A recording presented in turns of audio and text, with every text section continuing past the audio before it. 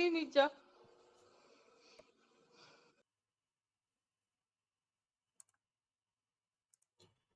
Okay. Somebody should use broom and pursue Tony from this call, please. Make them use broom sweep Tony leg come up for He, here. Yeah, he Oga did Tony, it please leave us once. alone here. We don't want mass users here.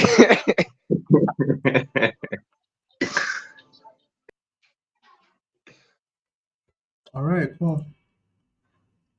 Okay, can you guys see my screen? Sure, sure. Yeah. All right, cool.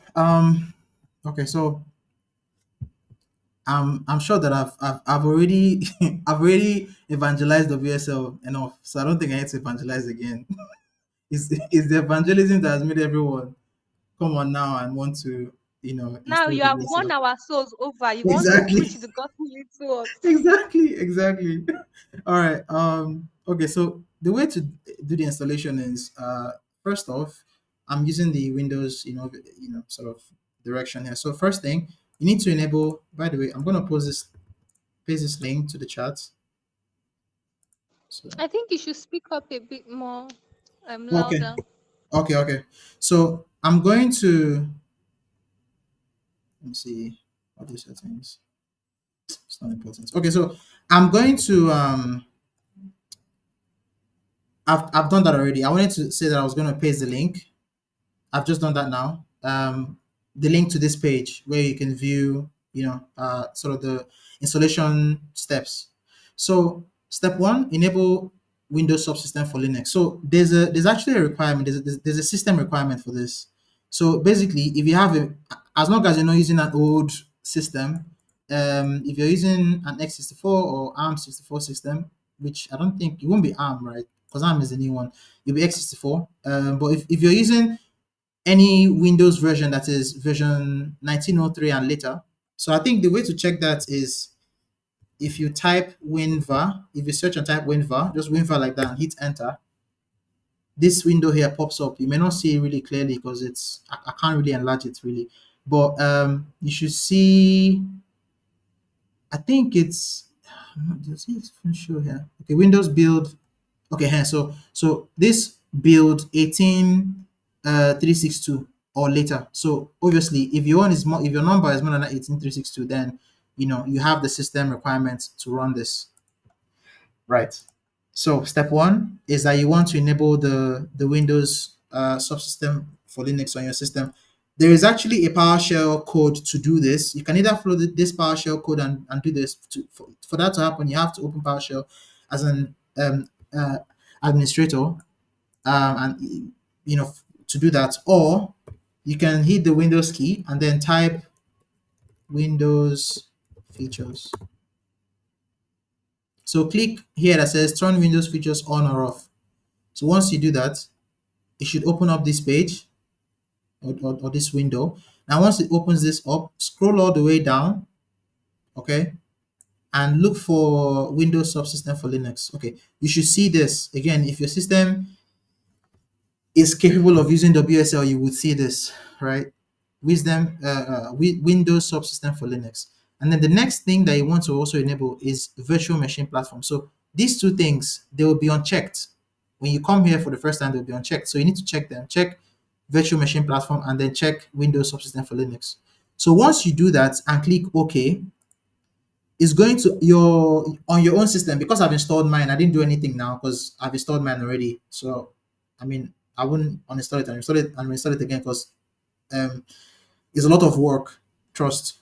So I wouldn't want to do that again. But once you click OK on that window, it's your system will then prompt you to restart it. So go ahead and restart it because it needs to install everything. So once you've done that, so basically we've gone through step one, we've gone through step two, we've also gone through step three as well. Step three is turning on the enabling the virtual machine feature, which we did. Sorry, just to be sure. It's Okay. either you run that command on PowerShell or you go through all these steps of enabling those things, right? Yes, exactly. Or is the both? No, not the bots. It's either or. So it's either you run Okay. these commands here. Yes, it's either you run these commands on PowerShell as an administrator, or you open Windows here and you type, Windows features, and then you turn it off and on from here. So anyone that works for you, you can either turn it off and on from here, or you can run these commands. Yeah. So that's step 1, 2, 3. Now step 4 is now where we download the Linux kernel, or rather we update the Linux kernel, right? So let me see. I hope I remember this thing clearly.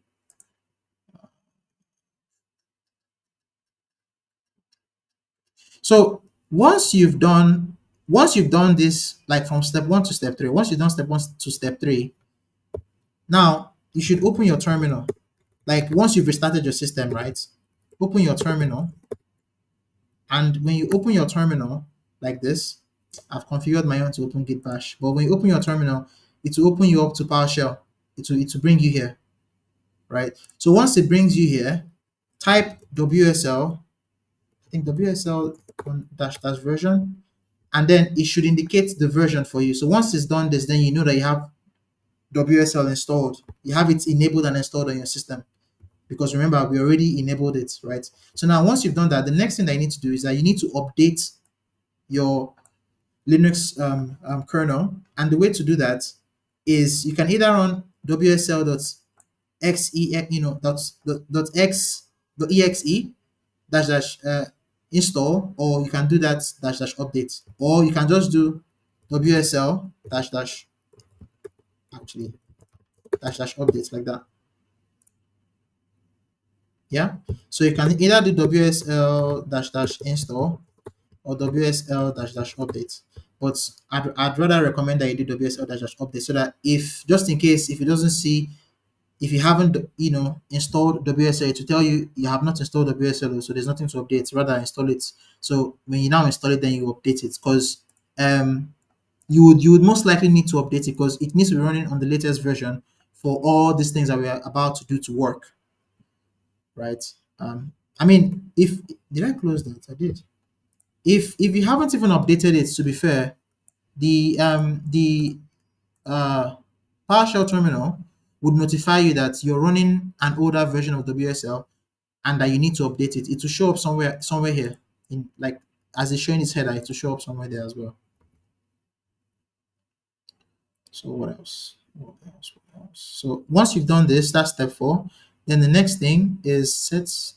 You don't actually have to do this. This is necessary, because once you update it, okay, it will start running as WSL2. So just brief history on this. When this is basically like version 2 of WSL. So there was version 1 before, which was running on old systems, but once you update it, it will update to version 2. So you don't necessarily have to set the default version. Although if you want to do it just so that you're certain that you're running version 2, you can go ahead and run this command on your PowerShell, and then it will set the default version to version 2. So once you've done all of this, once you've done step 5, like step 1 all the way to step 5, the next thing that you need to do is that you need to install your Linux distribution of choice, right? I mean, it's so easy.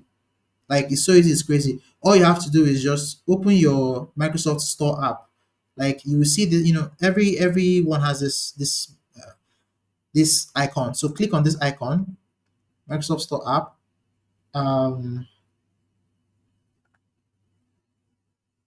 Okay, so when you open it, you want to type Ubuntu. So search Ubuntu. When you search Ubuntu, you will see Ubuntu. You will see Ubuntu 22.04.3. I think this is the latest version of Ubuntu. I don't like. Oh, no. The latest version is actually 24. I don't like doing latest versions, just because sometimes some things may be broken in them. So because of bugs. So I chose the 22.04.3, which is Jammy Jellyfish. Not this one. This is the latest model. There are different versions. There's 18.04, there's 20.04, there's 22, and then there's 24. And these are all LTS versions. So long time serving, lifetime servicing versions. So basically that means that Ubuntu would always update those versions forever. So this is the one that I installed. You can install this one too. When you click on it, just here it says open, because I already have this installed already on my system. But once you get here, you will see get. It will say get or download. So click on get or download. And then what it will do is that it will download Ubuntu, the distro, onto your system, onto your Windows system. Now, this Ubuntu distro, when it's downloaded, let me show you. It will look like this. It will look like this. I hope you can see this. It will look like you will see this icon in your start menu.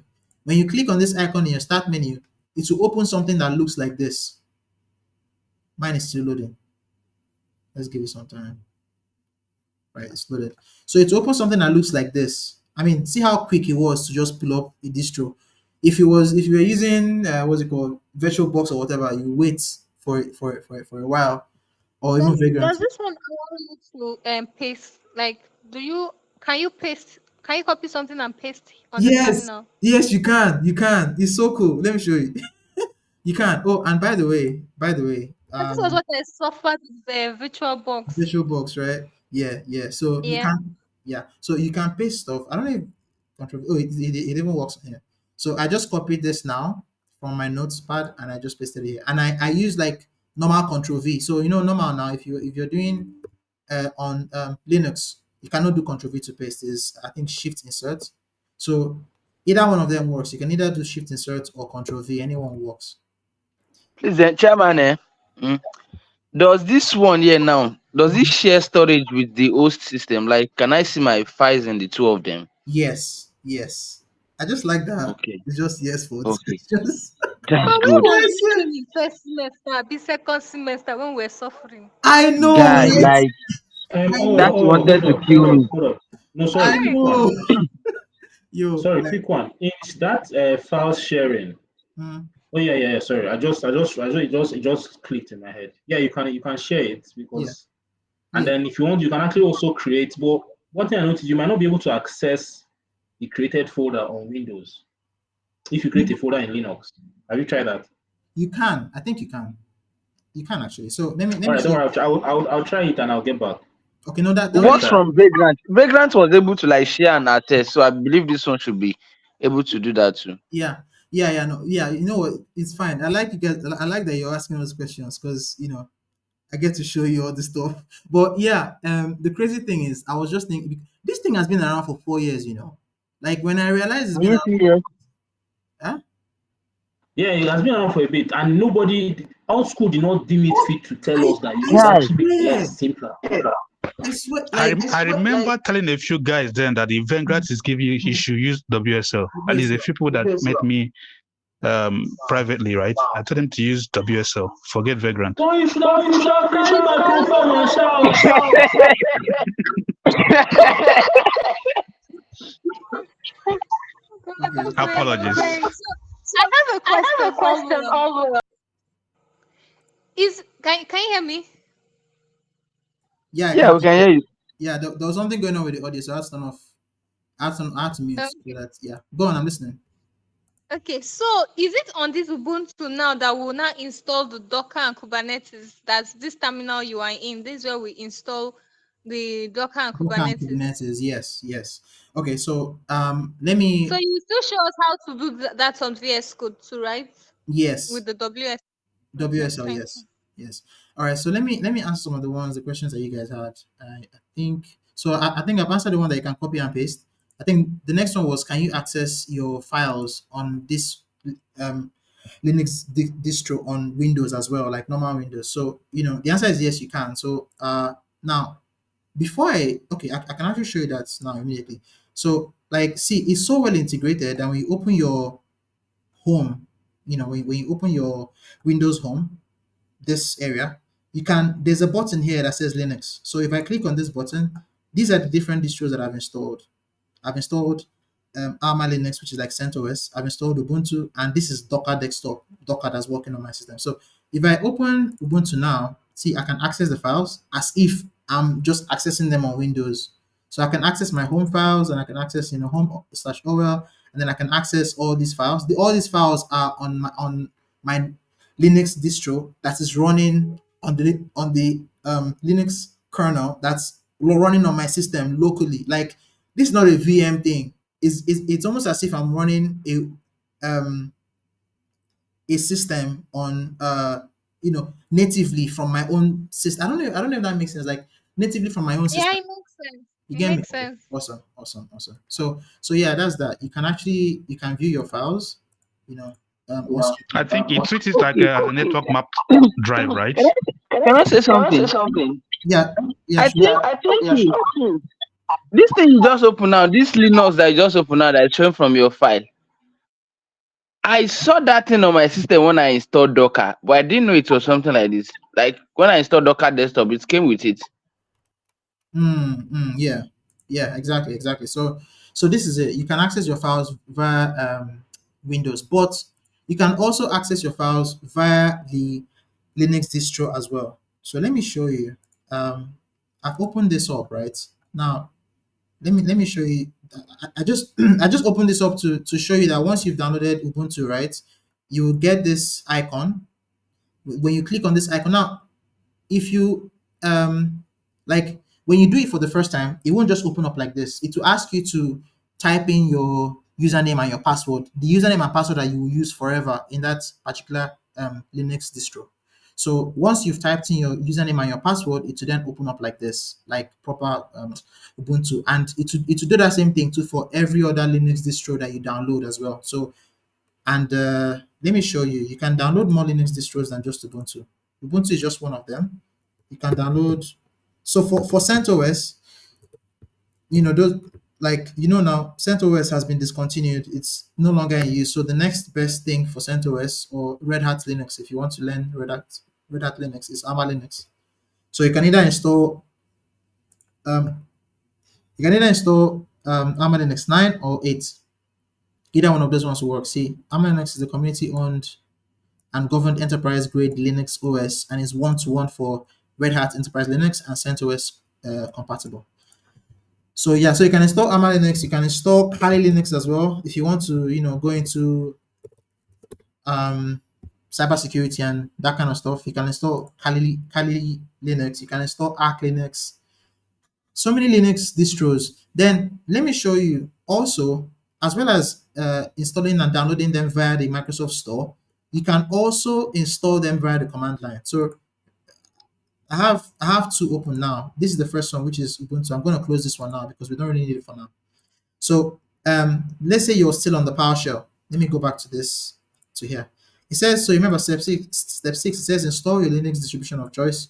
Number one, you can either install it via the Microsoft Store, which I just showed you, or you can install it. I mean, if you click these links, they will take you back to the Microsoft Store. But these links here show you different Linux distros that you can install: OpenSUSE, Kali, Debian, Penguin, and so on and so forth. Like, take your pick, right? And then it's just showing you how to, go on and install it. And like, just in case you encounter any error messages, following this page will really help you to resolve them. Really. So yeah, so you can either do that, or you can also install. I don't know. Did it show you? Okay, it didn't show you. I thought they would show you. Okay, is it? Install Windows. No, it's not this.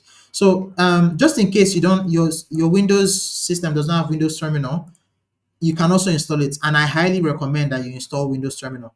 Windows Terminal is this thing that I've opened now. Windows Terminal is what allows me see this feature. Like within the new Windows Terminal, which is the new version, I can open Git Bash on one window. I can open PowerShell on a different window. I can open Ubuntu, which is the Ubuntu that I downloaded right now. Ubuntu on Windows Terminal looks different. This is the real native Ubuntu theme. This is how it actually looks when you say when you run VirtualBox, for instance, right? So this is the Ubuntu terminal, and I can ls. I already have some files on here. If I do ls/, I can see my the root directory, and if I want to access now, remember I showed you that you can access your Linux files from Windows.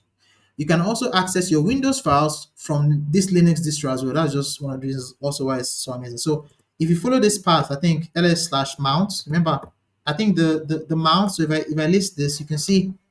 So basically, what's happened is that it has mounted your Windows system files. The C drive file. It's mounted it onto this Linux distro. So if I open the mouse directory and then I open the C directory, C drive, and I list that the same access denied because I need to use sudo.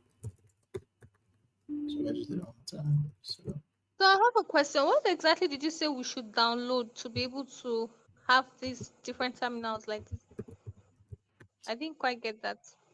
okay, it's Windows Terminal. So Windows Terminal. Is it different from the PowerShell?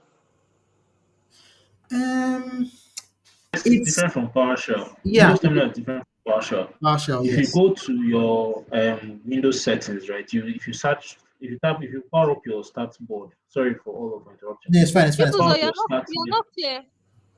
I can't hear Can you you hear clearly. me? Can you hear me? You're faint. You're faint. Can you hear me?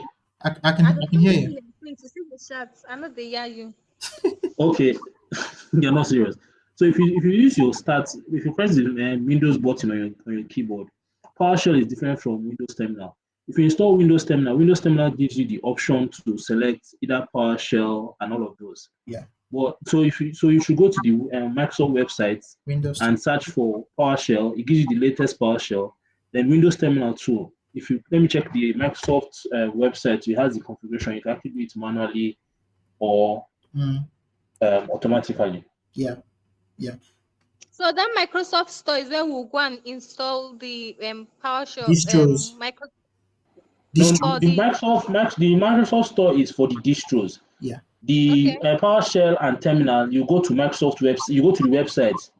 Just search for PowerShell or Microsoft Terminal, Yeah. or rather Windows Terminal, and then to show you where to pick it up from.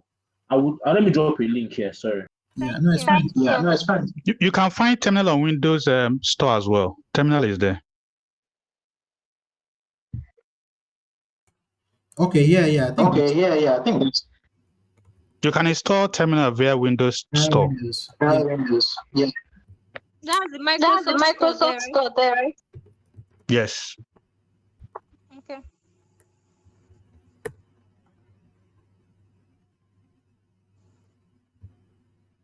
Oh yeah, it's possible. When you click, yeah, you can install it from here as well. Mine is installed, so it says open. Can you guys hear me? Okay. I think that Yeah, echo we sound was can. all right. Awesome. The echo sound was back on again. So where am I right now? Where am I? Okay. So once you've done all of this, you'd have installed WSL. You'd have installed your Linux distro, right? You'd also have installed terminal as well. So now at this point, the Linux distro that you installed, when you click on this drop down here, see this drop down that says open new tab, when you click on it, you will see all the different terminals that you can access. You can access PowerShell, command prompts, Azure Cloud Shell, AMA Linux 8, Git Bash. For Git Bash, you have to actually install this one. If you click on this, you won't actually see it. Maybe in a different class, if you have Git Bash installed, I can show you how to configure this one, but you won't see Git Bash there automatically. But to be fair, once you have Ubuntu, you don't actually need Git Bash again, um, except you just want to use it to navigate your own like local Windows directories, like I do. So if that's the case, then fine. I can have another class where I'll show you how to install this one manually. But you will see the Linux distro that you installed, and in this case it's Ubuntu. And when you click on it, it will then open this page, and you can open multiple windows. It's not just that one. You can open multiple Ubuntu windows as much as you want, and you can each one is a new terminal, and you can run your commands on there as well, and you can do so much more. Like if I enlarge this now, right, I can split the window. So I think it's Shift Alt D. So Shift Alt D, I can split it. I can split it again. I can split it again. I can split it again. Like it's crazy. It's crazy, and then you can close, and so on. Anyway, let me stop showing you the aesthetics of it. Let's get to VS Code, I think. So this is another really cool thing about WSL, which is that it integrates VS Code together with your system.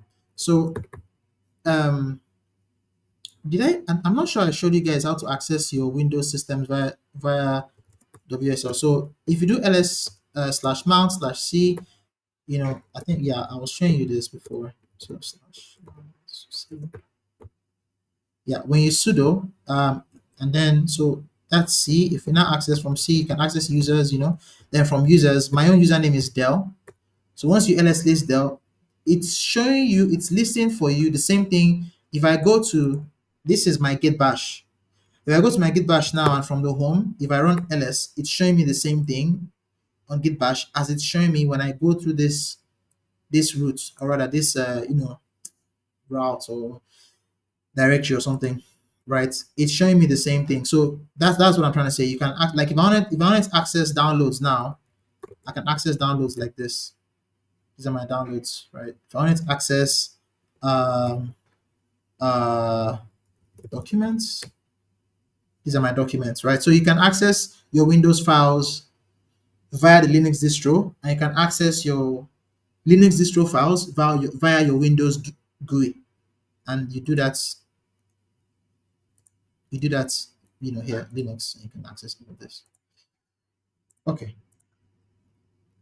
So now let's talk about VS Code. So on my Linux distro, I already have a directory where I practice for code. So say like I cd into that directory, and then say I want to open this Terraform 101 directory now. So I open the Terraform 101 directory.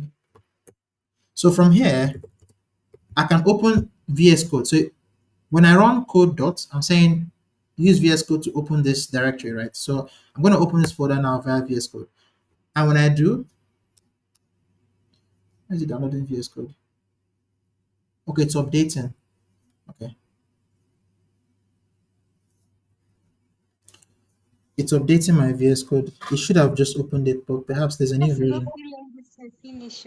Low key, this thing is data consuming. It's actually the server is downloading for you that controls your VS Code on your Windows. Yeah, but the way you remember when we talked about RDP? So Yeah. So why am I getting? I can hear myself.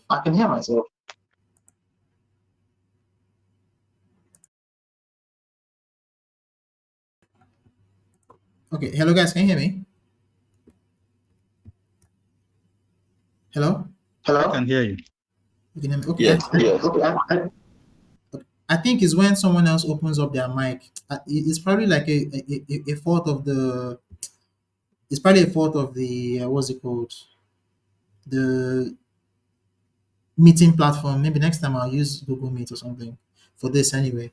But yeah, I think that's where the problem is coming from. But yeah, to the point, I don't know who said that, but to what you were saying, it downloads. You're right. It opens the servers like my files via the server, but this server is actually running natively on my own system. It's just that it's like a different server. It's like a partitioned version of my system, but it's not really partitioned. But it's kind of partitioned. But basically, remember when we learned about RDP? So I'm able to see this kernel right now because I'm remotely accessing the kernel via this terminal. So it's a kind of RDP protocol usage.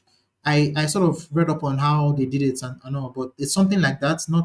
Not exactly maybe because I'm probably not getting everything that they said right now correctly, but it's something like that, yeah. So, but basically, it is local on your system. So I don't think you need to run. I don't think that you need to have internet for this to work. But if you wanted to update and install VS Code, obviously to need internet to do that. So the reason why I think he did that was because he realized that my VS Code was down, like the version was low, so he had to update it. Not that it needs to do that all the time. It doesn't actually need to do that all the time. Like right now, if I close this now, if I close this folder and I close my VS Code and I run dot again. So see if I run code dot again, it just opens it up without downloading anything. Right. So now once you've opened it up, there are a bunch of other things that you need to do. Now let me show you. So when you open this up for the first time, first thing that you notice is that your linting, like the way it has formatted this code right now. Let me take away this terminal. Okay. The way it has formatted this code, it won't format this code like this. Your own will just be white, like there'll be no code formatting at all. So what you need to do is that you need to go to extensions. In extensions, if you notice, right, there's recommended, then there's WSL Ubuntu, the version of the distro version that you opened your code from. Then there's local installed. Now, what this means is that this local installed are extensions that have been installed locally, normal on your VS Code. But now, because you're now running WSL, right? You need to migrate. Let me move this up a bit. You need to upload or migrate or download these extensions from your local, let's say, system to your remote system, which is your WSL system. So the quick way of doing that is to click this button here. There's a button here that says install local extensions in WSL Ubuntu. So when you click this button, let me see if I hope it doesn't download everything. If I click this, okay, here. So when you click it, it will then ask you to select the extension that you want to basically like migrate, because it's not actually downloading, it's just you're just migrating it from your local to your WSL. So once you click on the ones that you want, I'm not doing PHP, so I don't know this. So, but once you click on the ones that you want and you click OK, it will then sort of synchronize them with your WSL. Now, once it synchronizes them, for instance, this HashiCorp Terraform and all these other ones, once you've done that, your code will now be formatted and you'll be seeing it properly now like this. Another cool thing as well with this now is that, let me show you something. I can open, okay, before I show you that actually, I'm going to open the terminal again. So if I go back to the Explorer here, yeah, I want you to notice something. It's opening the files from my WSL. So if I say new file here now and I call this file new.tf, if I call this file new.tf and save, and I go back to my terminal and I say list, I will see new.tf. Oh, sorry, I opened it in the in this folder in this multiple resources directory. So if I cd into that folder 11 and I do ls, I'll see this is the new.tf that I just opened, this one. So it is really well integrated. Like anything I do on here will reflect on my server. It doesn't even need to take too much time. It just reflects instantly, again, because the Linux kernel is installed literally on my system. Like it's on my system. I don't have to run a virtual machine like VirtualBox or anything like that to make it work. And that's the reason why Docker works perfectly on this, Docker and Kubernetes and all those things, because basically whenever you come here, you're running Linux. Once you're doing anything on here, you are natively running Linux. So yeah, that's the reason why all that works. So I'm going to delete this. Can I do this? Okay, delete. All right, cool. So thank you for this exposure. You say? I said thank you for this exposure. No, it's fine. It's all good. Thank God for the opportunity. Thank you guys for the opportunity as well. So something else again. So notice your terminal as well is also running your native Linux terminal too. So here it's showing bash. If I click on this now, it's showing these are the shells that are available on your Linux distro, not your local Windows distro, like not your local Windows system, but your Linux distro. Right now on here, remember this code slash Terraform 101 directory is also what I have open here as well. So on here, if I type ls as well, it's showing me the files that I also have on my Linux distro.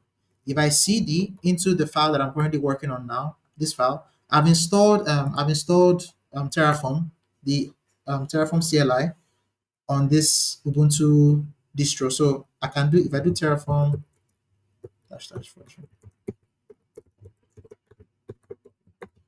So I have it installed on here, and to install it, I had to. So let me just show you.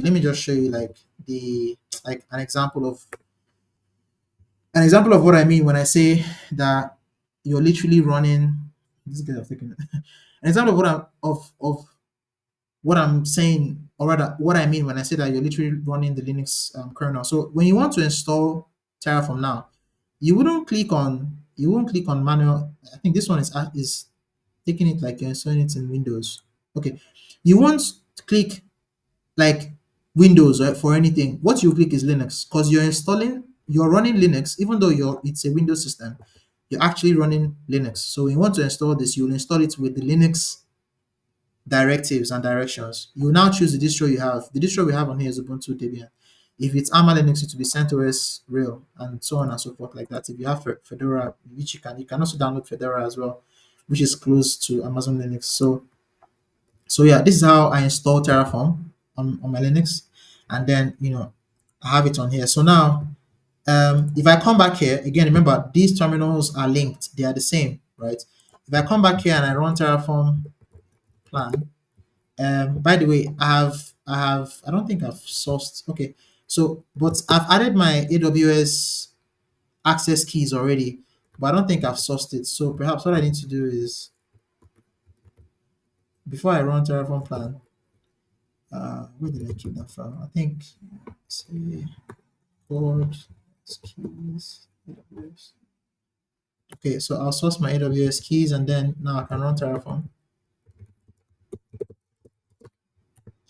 So when I run Terraform plan from here, it would run normally, but it would run it from Linux. Like it's not running it from my Windows configuration and Windows settings. So I hope that you're getting what I'm saying. Like you can build applications if you were a developer or something. You can build applications directly on Linux as though you were using a Mac system. So this was what I was saying.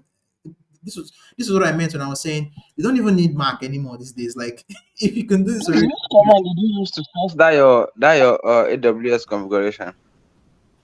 Sorry, I didn't hear you. Say that again, please. The command that you just used now to source your Okay, it's source the your config. the configuration. Okay, let me do it on here. I think I can even. And is the command universal? Huh? The command David is asking for, is it universal or is where Yes, you? it is. Oh, Yes, okay. So anyone can run the command and be able to source yes. for the key, right? So, Oh, yes, yes, yeah. So I mean, for that to work, you have to download your AWS access keys now. Normal, you have to download it, and then after you've downloaded it, you also need to download the AWS CLI too. So AWS CLI install. So you just Google it and then you okay. So from this page again, when you want to install anything in your Linux distro, it's not Windows you click because you're not running Windows now, it's Linux, right? So from Linux, so you will install your AWS CLI via the Linux, instructions, and then it's x86, not ARM, right? It's x86. Normal if you're like normal Windows systems are usually x86. So this is the one you choose. So when you choose this, then you just run through all of this. It's saying curl to get the package that's zipped. Once you get the package, you then install it. So sudo install. So you unzip the package, then you will install it. So once you've installed it, I think wait a minute. Well, yeah. Okay. Yeah. So once you've unzipped the package, decompressed it, and installed it, here is asking you to this is just the same thing it's saying on here. The same curl that you need to use to install it is the same thing that it's said on here as well. So the next thing here, this is optional. You don't actually need to do this, but they want you just to prove that it's coming from AWS. They're saying you should verify the identity of the file. So they are using this thing known as GNU PG or GPG. GPG is a tool that is used to sign files or sign documents to prove that it's you that own the document. It's just like to sign your commits on GitHub. So yeah, so once you that's why it's giving this step 2, but you can skip this step 2, it's not necessary, but they will show you all the things that you need to do. They'll tell you that for you to do this step 2, you need to download and install GPG command, but normal GPG is available anyway on, let me enlarge this, is available on every or let me not say every on the Ubuntu Linux distro. So because you see the version here. But yeah, like I said, this is optional. I don't even know why I'm blabbing about this. Like you can choose not to do this because it's definitely coming from the AWS because it's their website. So you can skip all of that and then come down to this was number 2. So remember, number 1, you download the file from here, then you unzip it with unzip. If you don't have unzip, you can sudo install. You can sudo apt install it. And then once you've done that, you move to step 3, right? So step 3, okay, this is now where you unzip it.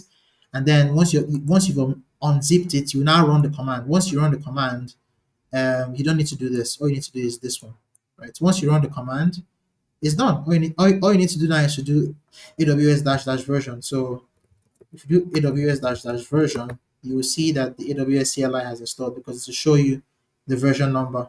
So if we look at this and then we look at, see, it's kind of like an example of what you will find. I think my one is a little higher. So mine is 2.17. The one that they still have in the documentation is 2.15. So yeah, so once you have this installed and you've gotten your access keys from your AWS account, then you need to, the way I did mine, I configured mine a little bit differently because once you've done this, once you've installed again your AWS CLI and you have your access keys, you now need to run AWS configure. I don't need to do this again because I've already installed mine. So, but okay, actually, I think I can still do this and nothing will happen. So, okay, here. So you need to run AWS configure. Now, the way that I set my own up is I did it in such a way that I don't always have to come here and hard code my access key ID again. So I'll just Control C to leave this. So what I did was that I stored my keys within a text file. Now that was why I was sourcing it, so that I can add it to my path, to my Linux path. So I saved it in a file. I think it's in. So I have to. Okay, let me actually use this feature now that we've come. So I'm going to open a different terminal. This one is. I have to increase this one too. Okay. Okay. So from this terminal, if I save this, okay, yeah. So it's in temp, right? So I saved it in. Is it temp? I'm not. No. I think it's. Anyway, I saved it in. I think it's called. CD into code. I think ls-a. Okay, I saved it in .keys.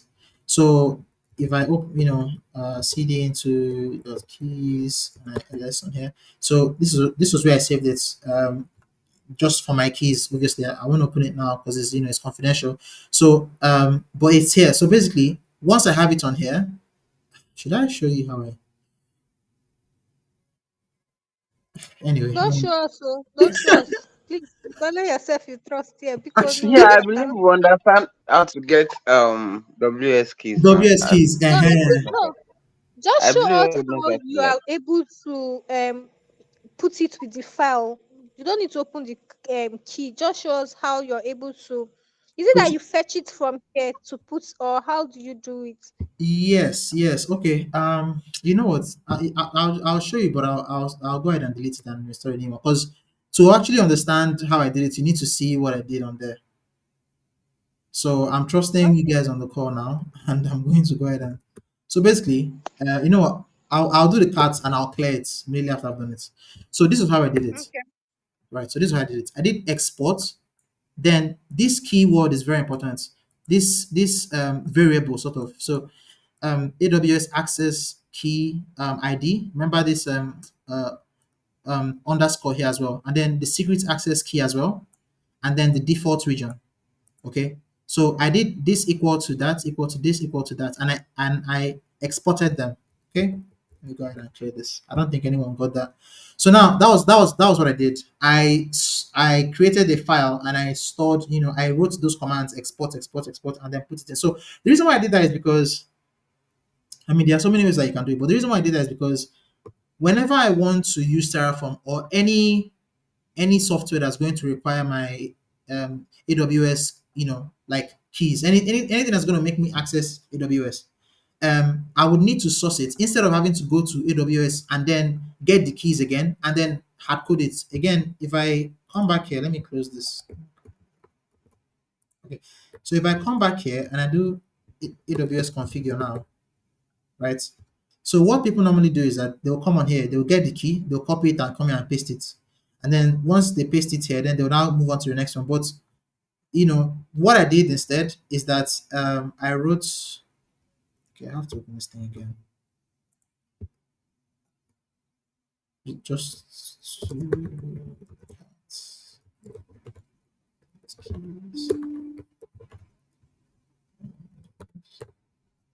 So what I did is, because I have this here, the way I configured my own AWS was that I use this. So I'm going to copy this variable, copy that on here. So what I did was I pasted it here as a variable. So when it asks for my AWS access key ID, I use this variable as access key ID, and then I hit enter, then moved on to the next one. And then I copy this variable again as well. And then here, always make sure to put the $sign, because that's how you can indicate it's a variable. So you to go ahead and search for the value, right? And then that's the secret key, and then press enter again. It's asking for my default region name. I'm using the normal default region, which is Virginia, which is US East 1. I can easily put US East 1 there, but again, that's hard coding it. Because what if I want to switch to a different user, right? So instead, I copy the variable name, and then I paste the variable in there, and then I hit enter. It's this default format. You can either put JSON here, or you can just leave it empty. It's not important. Just leave it empty, click enter, and that's all you need to do. And you would have configured your AWS. Okay, sorry. Oh well, quick one. Because I noticed that I tried it. You know, the first time you copy the access key, secret key, region, and format, the first time you put it into your CLI, your command, your this thing, Yeah. terminal. Yeah. Subsequently, if you request for it, if you just tap enter, it will pick up what it was registered there as before. You know that, right?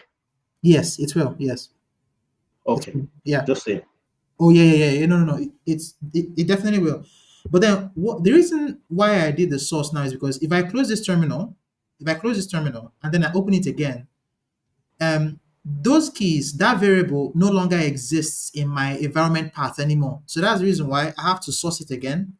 I have to source back to that particular path. I have to source, code, keys, and then AWS. So that's why I have to do this again. Because once if I don't do this again, I won't be able to access AWS, right? I doubt that. Or let me show you. Okay. So let me close I this. think it's because you're using variable. If you had hard coded, it will have stayed there. Definitely, exactly. Yeah. So if I hard code it, it will stay there. But then there's a challenge. Okay. So yeah. So the thing about hard coding is that if you need to say for obviously when you start working with companies now, you need to work with other AWS you'll be using other people's AWS or maybe the one that belongs to the company, right? So when you're doing that, you always have to go back there and change it, or you can simply just go to the file that you created, right, and then change the value of the variable and then source it again, and then okay, now that makes sense. That makes sense. Yeah. So thanks. No worries, bro. No worries. So I think here I wanted to try that thing you were saying. If I try to access my AWS and I do AWS IAM list users, I'm not sure this will work. See, it didn't work. It said provided region name is showing this because remember this is the variable that I stored, but I haven't told this terminal what the value of this variable is because I have not sourced the file. So it's not accessing my AWS now. But if I source the file, source code, and I source AWS. So once I source this file now and I run this command again, it will now access my AWS. See, so it's kind of like a way of logging in, but just doing it differently, Sha. Like I feel like this is sort of a lot more secure. Like if someone stole my laptop and they don't know where I stored the keys, they won't be able to access my AWS. That's just anyway. I don't know. When I was doing it, that was what I had in my mind. That was what I had in my head. But yeah. So then that way now you have AWS configured, and since it's configured, I'll clear this. Since it's configured, I think we are still within the Terraform directory. So since it's configured, I can now go ahead and run Terraform plan.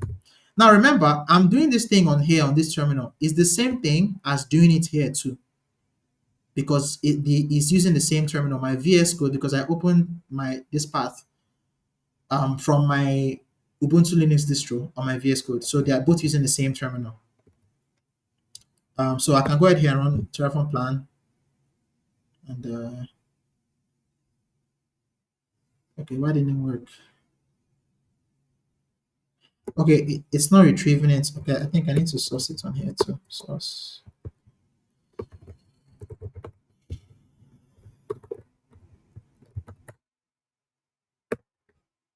Terraform plan.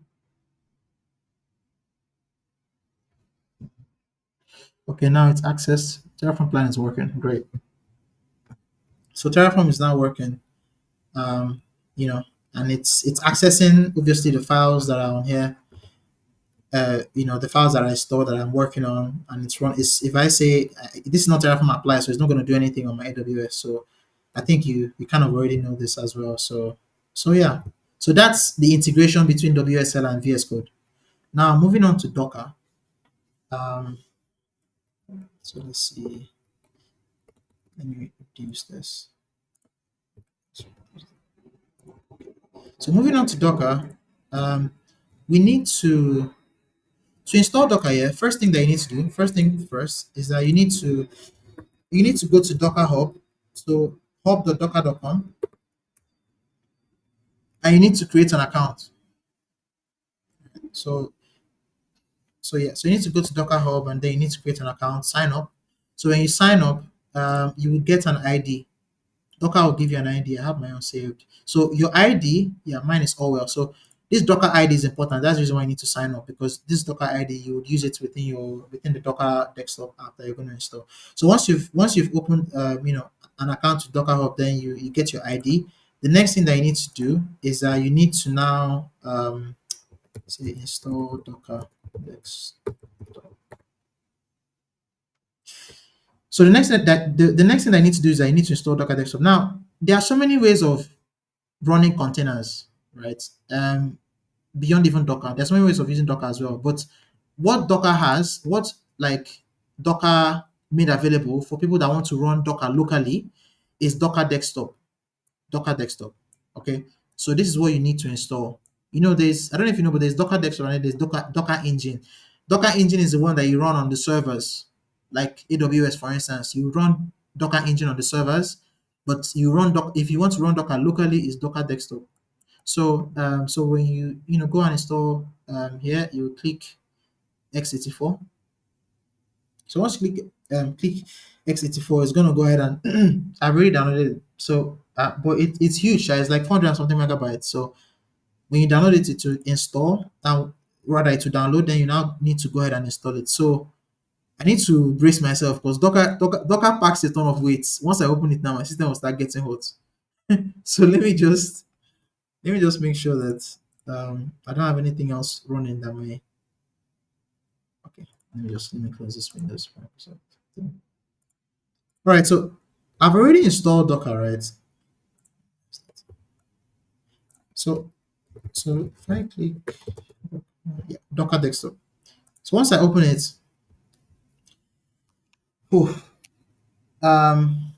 it may take some time, sure.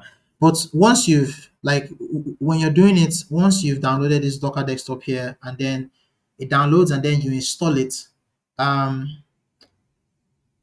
you don't actually need to do much. It just follows the normal installation process that almost every other. Wait. I'm lost. This Docker install, because I know Docker they misbehave on top laptop. How is it because you have WSL, that's why you're able to install it and nothing will happen? Or what are you doing differently so that my laptop will not hang? I've downloaded it before and it hung my laptop till I deleted it. So let me know what you're doing differently. Yeah. Okay. So WSL plays a part. It plays a part. So actually, I didn't actually say that, but because I escaped my mind. But you need to have WSL installed first before you install Docker Desktop, because Docker Desktop, it will search for WSL. When it sees WSL, it will now ask you. I can't actually show you now, Sha, because I'm not reinstalling it. But once you're installing it, maybe I don't know, if you try it and it doesn't work for you, you can probably reach out to me if I'm free. I can walk you through it. I can hop on a Google Meet call or something, and we can go through it together. But when you're installing it, you see like this checkbox that says WSL installation. Like, do you want to merge Docker Desktop with WSL? Click yes or check it. Once you check it, it will now install Docker Desktop, and it will merge it with WSL. So let me show you. If I go to settings here, click on this gear icon. If I go to if I go to resources, okay, here, yeah, WSL integration. So you can see like Docker Desktop is integrated with WSL. So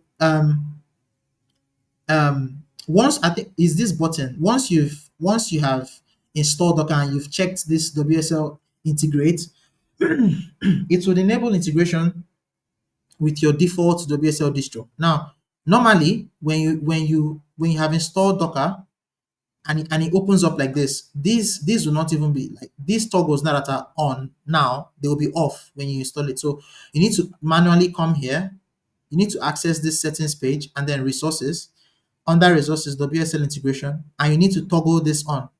So when you toggle this on, what this means is, remember, because I have two Linux distros on my WSL install, I have Ubuntu and I have ARMA Linux. What this means is that it's going to enable Docker on these two distros. Once you now install this, it will now almost be, my system is getting hot now. It will now, if I open this, you know, this folder now, it will now install Docker desktop. So Docker will now be running on your Linux distro. Let me open, yeah, let me go back here. So if I enlarge this, just to show you, like to prove that Docker is running, let me enlarge this.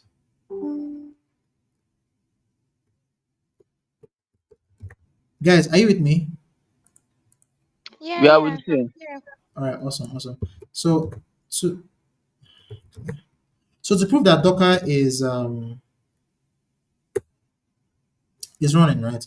Once you've turned it on, as I've turned it on now, right now is running. If I cancel this, see, you're running containers. It says you're running containers show up here, but see, it says engine running. So Docker is running right now. Another way to know is if you go to this thing, this drop down here, and you right click on this. This is Docker. It says Docker desktop is running. So currently, right now, is running. I mean, your system itself will tell you because it will start getting warm, right? But another way to prove on your timeline is that if you type Docker, dash dash version, it will tell you, it will show you the Docker version that's running. Then if you type, because you know the way that Docker works with the client and the host. So if you type Docker version without the dash dash, Docker and version, Docker will now show you the version of your client, which is my Linux distro, which is version 26.1.4, and it will show you the version of your server, which is a Docker engine that is running underneath, that is doing the Docker engine stuff in my on my system. I don't know how to explain it right now, but So if I understand it very well, the okay, Docker desktop that I install on my Windows yeah. will work with this my Linux. Yes, it will Wow, because, wow. yeah, exactly. So the reason why it will work Ah, is because you that's a enable, relief. yeah, yeah. So the reason why it will work is because you enabled WSL integration. Remember, so you need to enable this. You need to come to resources, then enable. Click on this enable integration with my default WSL distro, and make sure to toggle this thing on. So right now, I'm telling Docker to run on my ARMA Linux and my Ubuntu together. I've not even showed you ARMA Linux, but if it's too much weight for my system, I've turned the two of them on because it can work with, like, it can, my system can carry it. But if it's too much for my system, I'll just turn off one and only turn one on because I don't need to have two of them running at the same time anyway. Because the way that Docker works is that once I turn it on, it starts running on these two distros immediately. So there's something I've also not shown you guys, just because like the ginger right now is high. But something I'm not also showing you guys. Hello? Okay, yeah, I have a question. Okay, go on. Now, is there any special incentive for running Docker desktop on Windows when I could simply just install Docker for Linux on my WSL? Yes, right. Right, because do you do you Onyx, do you have please any mute yourself. We can't hear you. yeah, please mute. Okay, thank you. All right, so the reason why you need to install this thing, so it starts showing up. The reason why you need to install Docker desktop on your Windows instead of on your Linux distro is because let me go back to the Docker thing. Okay, cool. Is because if you install Docker desktop on your Linux distro, what you'll be installing on there will be Docker engine. Docker engine runs on the server, right? if you want to be able to learn Docker locally on your system, remember, the Linux distro that you're running is running a kernel on your system natively. Okay, so if you want to be able to run Docker locally on your system, you need to install it on Windows. But then Windows has an integration with the Linux kernel that is running on your system, and that integration is called WSL. So what Windows will do is that Windows will link, because when you start up Docker to install it, Docker will check and Docker will see that you already have WSL installed. If Docker realizes that you don't have WSL installed, it will then install Docker for Windows for you. Like this Docker now that is running now, it's not really Docker for Windows because it is running. I'm running it on my WSL, not on PowerShell. There are two ways of running Docker on a Windows system. You can either run Okay, Docker. now let's assume that I'm only running my Linux without Windows, right? I'm not dual booting, or like I'm dual booting. I'm on my Linux. Now, if I did that, I wouldn't need the Windows, the Docker desktop for Windows, right? Just the Linux installation. Yes, actually. Now, can't I run my WSL just like that without the Docker for Windows? To be fair, yeah. yeah. I mean, it may be possible, but the thing, to be honest, I haven't tried it. Plus, the tutor that the course that where I learned all these things on Udemy. Let me. Okay, yeah, the why I'm asking this is I use my WSL when I was kind of running along with the Nina, is it Nana? Yeah. Okay. The Nana tutorial.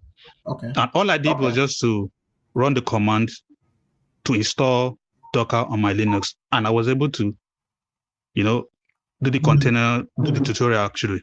So I didn't need the Docker for Windows. For Windows, So that's I'm wondering, what's the special incentive for having Docker for Windows? Docker for Windows, Docker for Windows, yeah. So did you do boots? Did I do a boot? Yeah. No. Oh wait. It's also run on my Vagrant, right? It ran on your Vagrant. Yes. Really? Wow. Okay. To be fair, there may be some change. A few reasons why. I can still hear myself.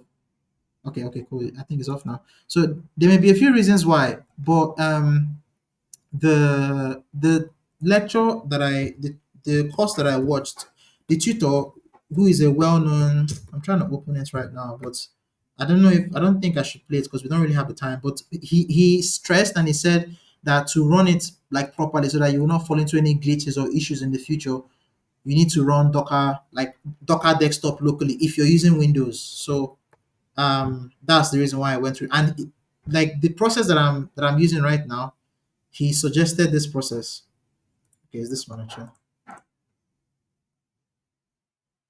I don't think this thing plays with audio, so I'm not sure it would work. But I think it was Docker for Windows. Yeah, Docker for Windows setup and tips. Installing Docker the fast way.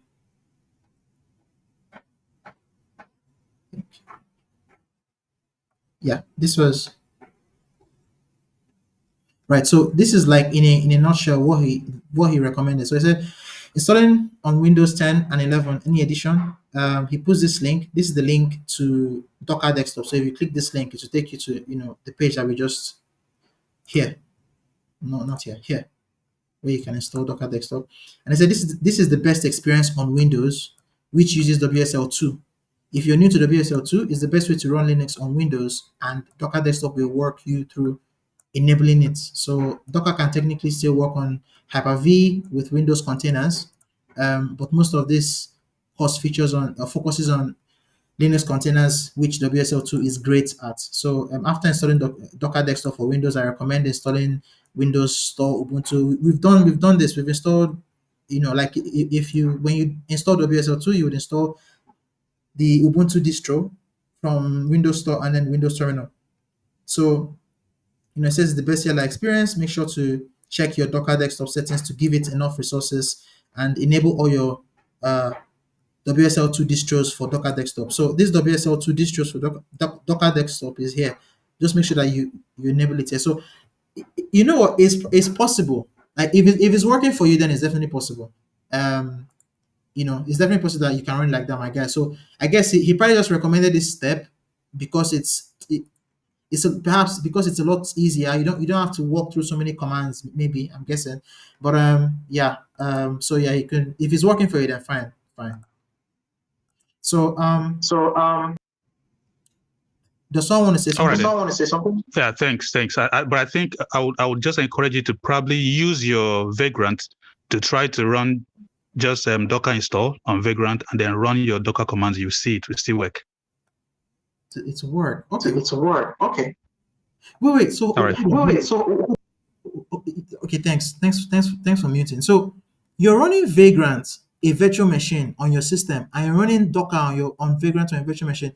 Are you sure that it will still, like, there won't be any issues? Because somewhere I read it somewhere that Docker doesn't work, especially on Windows.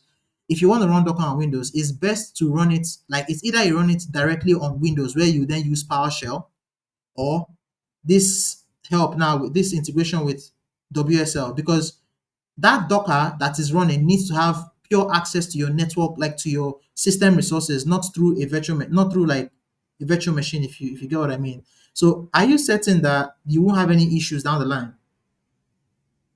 Okay, yeah. Although I read that that was an issue previously because the Hyper-V was a problem for previous versions of VirtualBox, but I also read that the newer version of VirtualBox tackled that issue.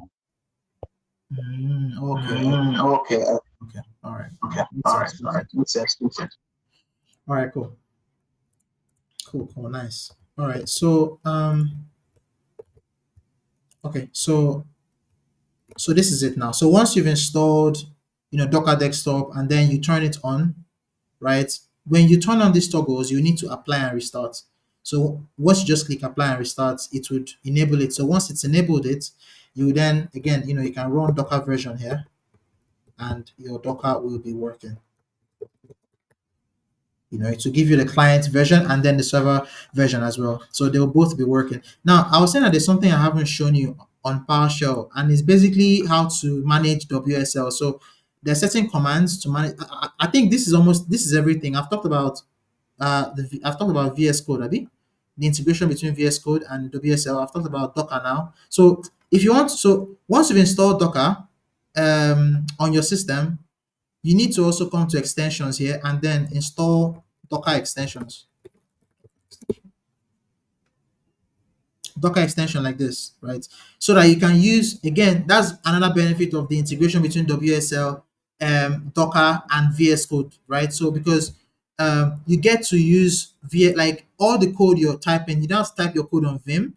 You can type your code on VS Code here, and then you would use it with Docker and all the benefits of the Docker extension, and it will just be perfect. Like, it will just work. The same thing with Kubernetes. So you would also install the Kubernetes extension as well. I already have this installed. Like, if I go to, again, remember when you're running let me go back to the Ubuntu. When you're running the Linux distro on your VS Code, when you install, it's going to install locally, and it's going to also migrate the install to your Ubuntu Linux distro as well. Let me just show you that this thing is actually running from a Linux distro. When you install extensions, they go to your Linux distro. If I clear this now, and I say ls-al, we can find, if you look for the VS Code server. So if we open that VS Code server, or rather, let me list it. So when we list it, we can see that there's an extensions directory. If we do that listing again and we enter the extensions directory, this is what we see. These are all the extensions that we installed. They were installed, or like they were literally installed also within our Linux distro, and we're accessing it remotely. So that is how all that's how this works, and that's another reason why the integration is just beautiful. Now, once you've installed Docker like this now, like once you've followed all the steps, you've installed Docker, but you've not installed Kubernetes, right? And there's a reason why you've not installed Kubernetes, because To install Kubernetes, remember, let me just go back. If you're home, you go to settings. From settings, you go to resources, go to WSL integration, enable WSL, enable the distros that you have on WSL.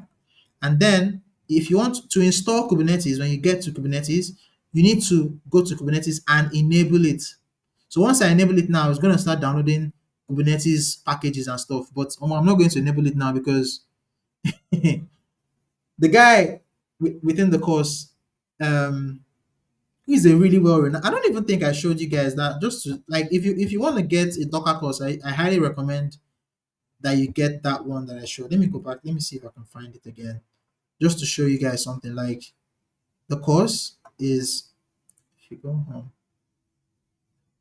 when Udemy is doing another discount again, if you can get this course, I highly recommend it. So the course is Docker endorsed. So this is like endorsed courses are recommended by partners for meeting high standards for quality and relevance. Like it's a really good course by a guy that is involved with DockerCon and all of that stuff. So I take his recommendations obviously with like high credibility and stuff. So he recommended not to enable Kubernetes until in the course we get to that stage. For you, that will be until you need to use Kubernetes because Kubernetes is very system intensive.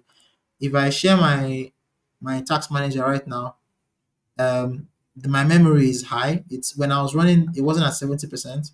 But if I check to show you, see this VM mem WSL, this is WSL, and it's taking up so much memory space because Docker is running now. If I enable Kubernetes, this may go up to 80 or even 90 or something to the levels of crashing crashing my system. So, but that is how you install Kubernetes, right? You just come here and enable it and then click apply restart, and then there you have it. You have Kubernetes installed. And then with Kubernetes installed and the extensions here as well, you're good. You have Docker installed, you have Kubernetes installed, so that way now you're good. Now it is fully integrated. So the next thing that I want to show you guys, which is the last thing now, is PowerShell, how to manage WSL distros on PowerShell. So by that I mean, say for instance, you downloaded a distro that you don't like, you want to uninstall it, or you want to. There's so many cool things you can do on here. I'll show you. Like, or you can even also open Ubuntu on this PowerShell distro and like exit it, right? So this is how you do it. So the command for PowerShell for WSL is WSL. So if you do WSL dash dash list, it would list all the distros, all the Linux distros you have running on your system, or rather that you have installed on your system. As of right now, let me enlarge this a bit. Okay. As of right now, I have Ubuntu, and Ubuntu is my default. I also have Arma Linux, and Docker Desktop is the Docker integration that from the desktop that we install. So there's another thing you can do. WSL dash dash list dash dash version. I think it's verbose. I'm not sure.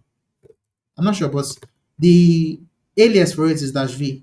So basically, instead of doing it like this here, you can just do WSL dash L dash v like this, which is list verbose. When I click enter, it's going to tell me which Linux distro is running.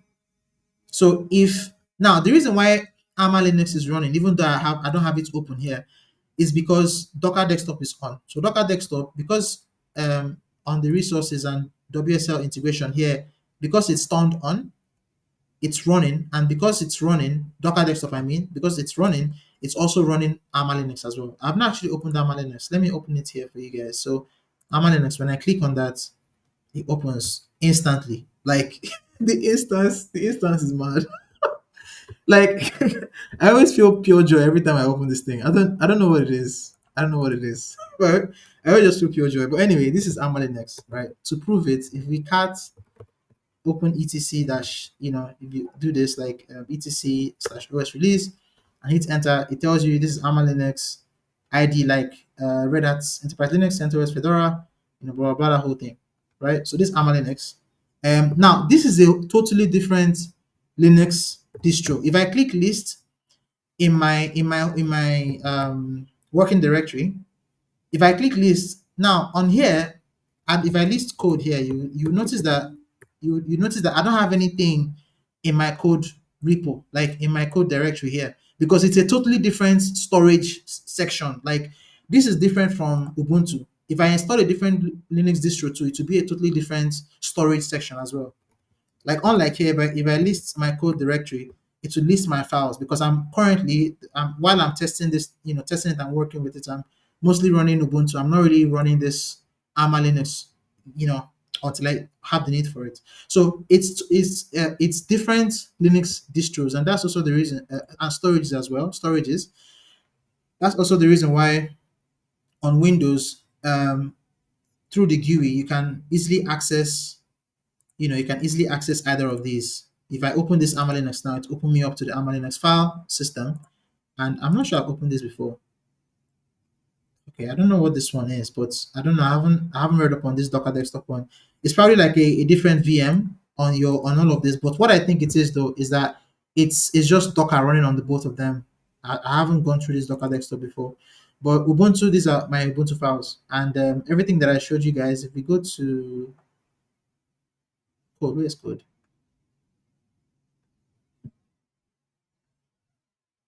Oh, no, no, no. Home, and then well, and then code. Yeah, keys. So exactly, this is the Terraform file that we're working with. Like I'm accessing everything purely from the Windows GUI. So yeah.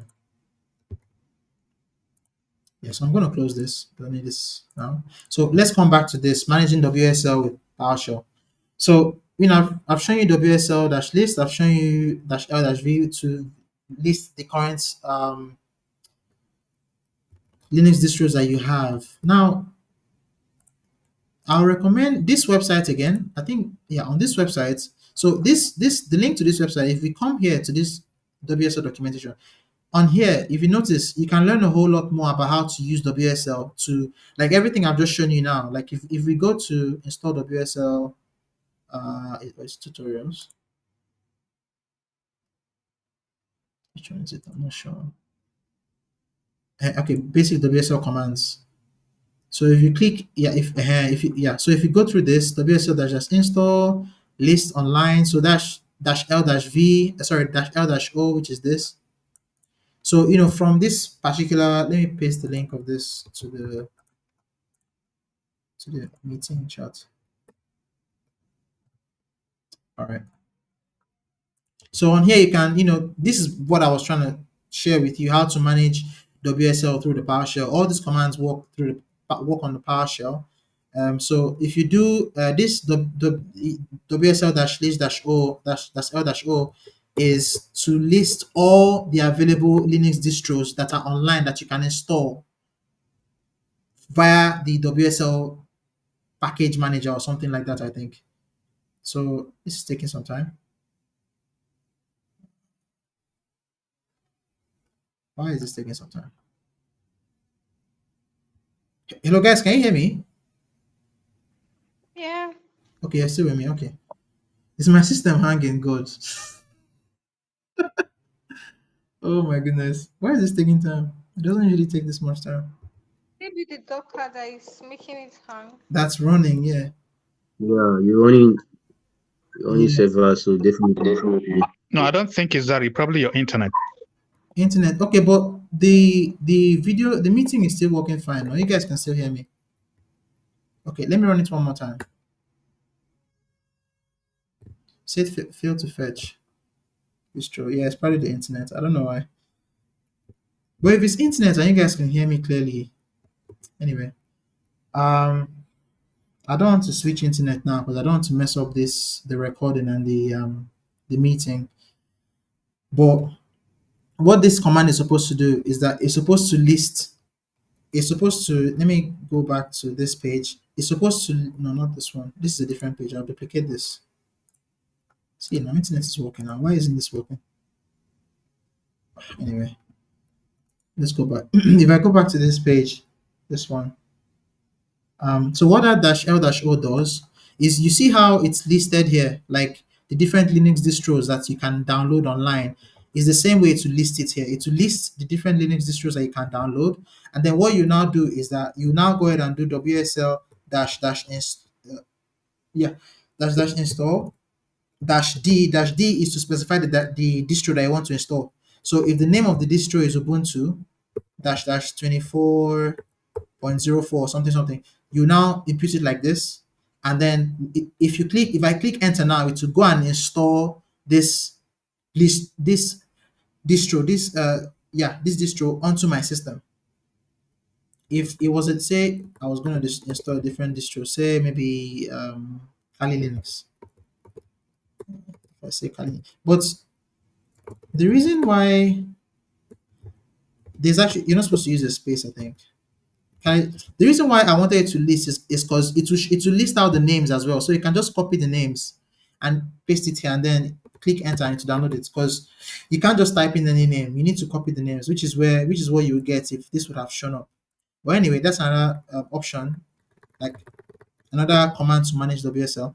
Another command you can use also is, you can do, if I just type WSL now and hit enter, it would log in. Even though this is my PowerShell window, it will log into my Ubuntu via my PowerShell. So if I hit enter now, see, I'm logged into Ubuntu now. It's just like when you SSH into a different remote server. I'm now logged into Ubuntu on my PowerShell. So now I can run Ubuntu commands. If I do ls, if I do list now, currently, let me do pwd so you can see my working directory. It's opening my Windows user directory, home directory, which is my my C drive, and then users/del. But via the Linux distro, the way it's installed, the way it's integrated with WSL, is that WSL is mounting that directory root. It's mounting it on Linux as almost like a disk. It's mounting it, so that's why it's available via the mount directory, by the MNT directory, also short for mount. So here, if I list, it's going to list everything that is in my, that's in my directory. Now from here, I can cd into my downloads, and I can list my downloads on my downloads, and then I can say cd out. I think here I also have I have a code file. I have Vagrant too, so I think if I do Vagrant, okay, so I can list my Vagrant files as well from here, and I can work with all of this. I can also cd back to the root. So I'm back to root now, root of my Linux distro. And when I do ls, like, guys, this is PowerShell. Just to remind you, I'm on PowerShell. I'm not even on the Linux terminal. This is PowerShell, but because I have WSL installed, I can sort of SSH into my Linux distro that is on my system natively through the Linux kernel. So that is all what this does. Now to exit, I type exit, I think, and I log out. Now, there's another way to do this. Another way to do this is that I can do WSL-D, and then I can use the name. So before I do that, let me get the name. So to grab the name, I'll do WSL-L-V. This is the name that I want here. Copy that. And by the way, you can copy and paste with Ctrl+C and Ctrl+V on here on the Windows terminal. You don't need to do Control insert and Shift insert like you would normally need to do on a Linux distro. So it's part of the nice integrations that WSL gives you. So what was I going to do? Okay, I was going to show you another way of logging into the, like, SSHing almost into the Linux distro via your PowerShell. Another way of doing that is to use WSL-D to specify the distro that I want to log into, and then you paste the distro name here. If I hit enter, it will still log me in. Now, the reason why I'm doing this is because, the reason why I didn't need to do this before was because Ubuntu is my default. That's why it has a star. It's my default WSL distro. So if I just use WSL, this will work normal. Like, this is Ubuntu. If I cat etc OS, this is Ubuntu, right? But if I exit this, I'm now going to WSL into my Alma Linux via PowerShell. So to do that, I need to do WSL-L. Then I need to grab the name of my Alma Linux, which is this one. So copy that, and then paste it here. When I hit enter, that didn't work. Why didn't it work? I think you're supposed to use dash D. You use Oh, dash there's L or you. something. That's true. That's true. Thank you. So I'll paste it. No. Okay. Okay. Dash D. Yeah, that's true. Yeah. So cats, release, release. ARMA Linux, ARMA Linux, ARMA Linux. So that's how to access it. Sort of SSH into it via PowerShell, but I can fully go into it via the terminal, and like this as well. ARMA Linux, like fully via the terminal. So guys, WSL is beautiful. I don't like. I don't know how else to. Like, But it's crazy. With all I'm seeing, it's fucking crazy, man. Like, damn. honestly, honestly. So like honestly, I mean, I'm like super enthusiastic about this. When you're installing it as well, if you run into any challenges, maybe something that I haven't run into myself, so I'll be interested to know. You can share with me, and if I've run into it, then I can help you out. If I haven't, then I'll learn from that situation. Something else that I ran into, I realized I hadn't realized this before. This will be the last thing, I promise, so that we can go, because I know that time has gone. Yeah, Um, I'm even tired. My brain has freeze. no, this will be the last thing, promise. This will be the last thing. So notice how that on Git Bash, this is Git Bash, by the way, right? I'm back on Git Bash, but this is Git Bash on my Windows terminal. Again, Windows terminal is amazing. Like, it allows you to open multiple terminals in just one window, right? So Git Bash, here's the thing. Normally on Git Bash, when you're working with a Git file, like when you've run Git version control on a file, let me open.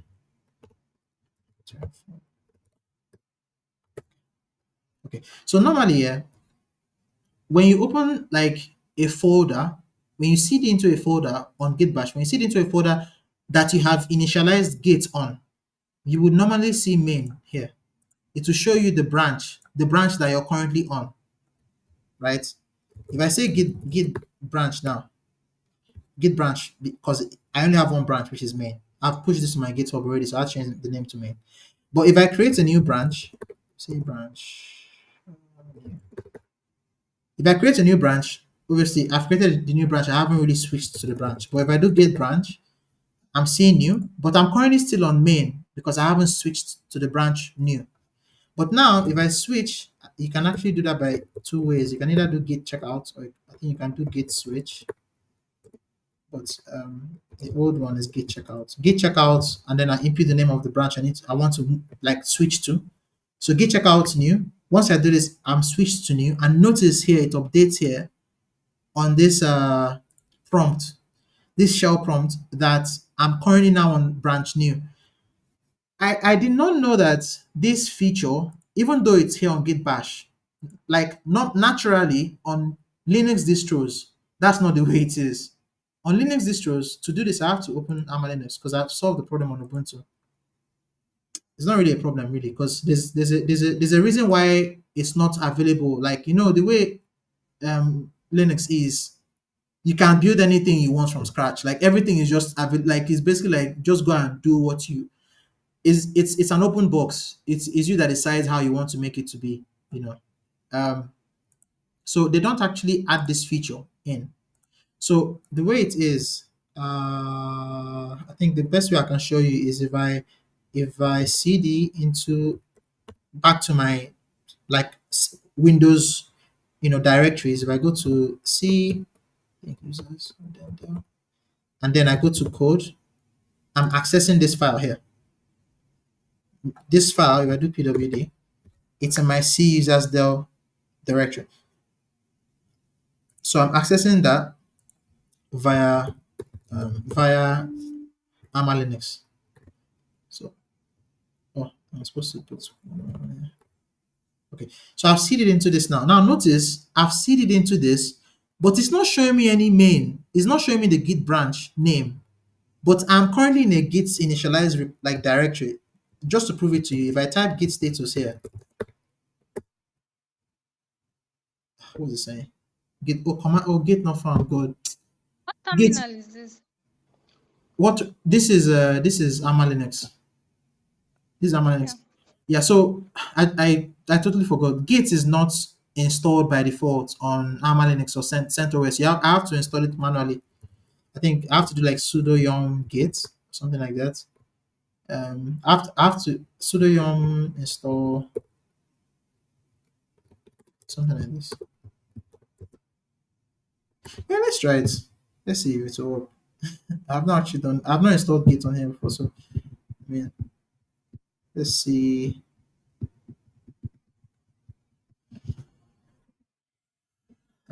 Git wasn't installed, so I couldn't really show you. Couldn't really show you that. I don't know how much time this will take. Let's see this. Okay, it's installing Git. I don't know if you have to. Well, let's wait for a few minutes, Sha.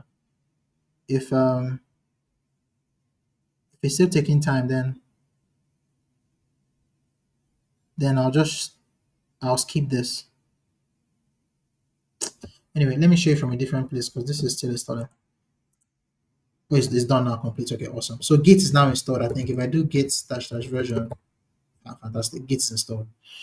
Okay, so now even though Git is installed, I'm not seeing the branch name here. This is what I mean. If I currently on my Git bash, I can see the branch name. I'm currently on this new branch that I've just created here. Remember, I created this branch new, and then I switched into that branch, and now on Git bash, it's showing me that I'm on a new branch. Remember, Git bash is built for Windows OS itself. It's not built for Linux. Like, Always, is yeah. only you be using your Alma Linux, yeah? No, no, no, no, no, no, no, no, no, no. No, no, no, no, no. The reason why I'm saying this is because it's also the same thing on Ubuntu as well. Like it's not only Linux, but the reason I'm using this Amma Linux is because I have solved the problem on Ubuntu. So if I right now if I open the same file on Ubuntu, you will see this main because I solved it. Like I don't. Okay, wait. Let me open to the same file so you see what I mean. I think C and then users and then Dell and then code and then Terraform. So when I access it now, see, it's now telling like it's showing right now. It's showing the branch name on Ubuntu, but I had to write a bash script for this to work. Now that bash script, I don't know if you guys remember, but was it that I posted something on the group about a bash script that I had run. By the way, let me show this thing off. Let me show this thing off. If you guys will let me, I downloaded this. I started learning the GitHub CLI. So instead of opening GitHub on my browser and opening the particular repo where I published that bash script on, I'm going to open it via my command line because I like the GitHub CLI. So I think it's GitHub repo view and then the name. But let me list my repo first. Okay, I think it's this one. Okay, so I need to, the way it works, I need to copy that and then do gh GitHub repo view, then paste the name, and then dash web, I think. So if I run this command, it will open this repo directly on my browser. So I won't need to search. It's open directly on my browser. Awesome. Awesome. So this is it. This is the repo where I uploaded the bash script. So I explain how it's something called git branch. It's show git branch in your Ubuntu bash shell script by editing the PS1. So something called the PS1, something for it's called prompt string one or something like that. Basically, like this is the bash script. Let me navigate to it. So this is the bash script. So you need to edit your bash rc file. The bash rc file that lives in for this to work like this. Otherwise, if you don't edit the bash rc file, you wouldn't see the git branch. Like you won't have the benefit of seeing the git branch every time you switch branches. The same way, that was why I was showing you through Alma Linux. The same way that here it's not showing anything. But here, if I say git status now, yeah, it's showing me all these files I need to modify. But if I do git status now, git status is telling me I'm on branch new. Okay, but it's not showing me branch new on my prompt. So because I have to do git status here, or I have to do git branch for it to show me the branch I'm on.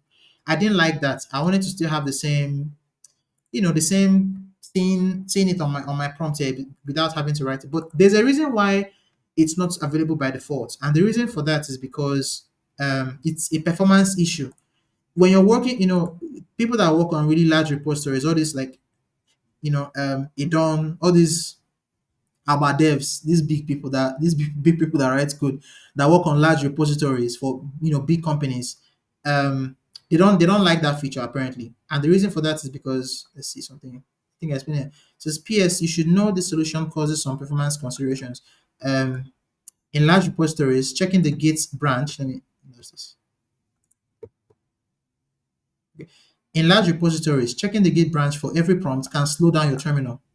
In large repositories, let me specify this. So if your repository is not so large, and by large I mean if your repo is not like 3 GB and above or 5 GB and above, I mean you have to be working on AI and ML or like some badass app like that. Use like 5 GB and above. So if that's not the case, which is largely the case for like 90% of developers or something, I don't know. I'm just saying like 80% of developers, I think this wouldn't be a problem for you. But if it's a large repo, then checking the Git branch, because every time that you run a command that makes this prompt show up, this bash script that I wrote checks if you have Git enabled, and then it checks for the Git branch that is enabled by default. Zoom into this. That's what this bash script does. So there's this function that checks for Git. It runs Git branch, and then if there's an error, there'll be an error if there's no Git. If the repo or if the directory that you're on is not Git enabled. If it's not Git enabled, basically that means if you have not initialized Git, then Git branch would return an error. And now that error, instead of showing it up on your terminal, it will go to devnull. If you know about devnull on Linux, devnull is like a Vortex directory. It's like a file that's anything that goes there is deleted. Basically, anything that goes there gets deleted without any noise or any notifications or anything. So any error message goes to devnull. So but if it's not an error message, that's what is two greater than sign is. If it's not an error message, then it's going to pipe that through this set command that is supposed to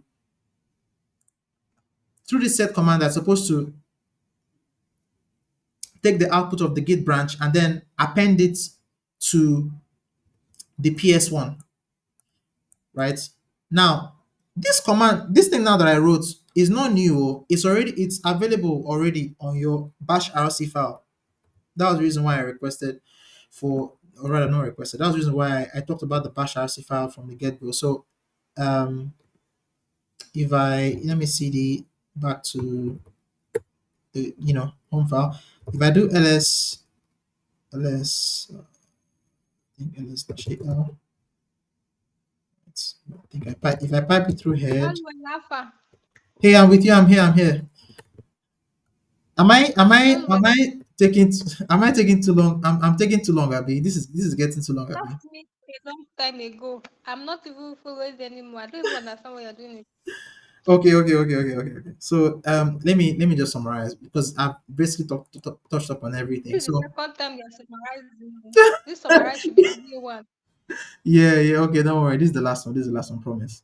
So this solution is if you want to have this show up. Otherwise, if you don't mind, you can just leave it. But if you do want to have it show up, then I'll paste this link to my repo. You can follow the the README file. So the README, I explain everything here, what you need to do to make this work on your own as well. So that's it. That's basically it. I hope that you guys really enjoy this WSL because it's powerful. Like it's truly amazing. So Honestly, thank you very, very much. Yeah, thank you We are so very much. Like, Thank you. went beyond the time you said you were going to stay safe. huh? We're for you to Thank take you. us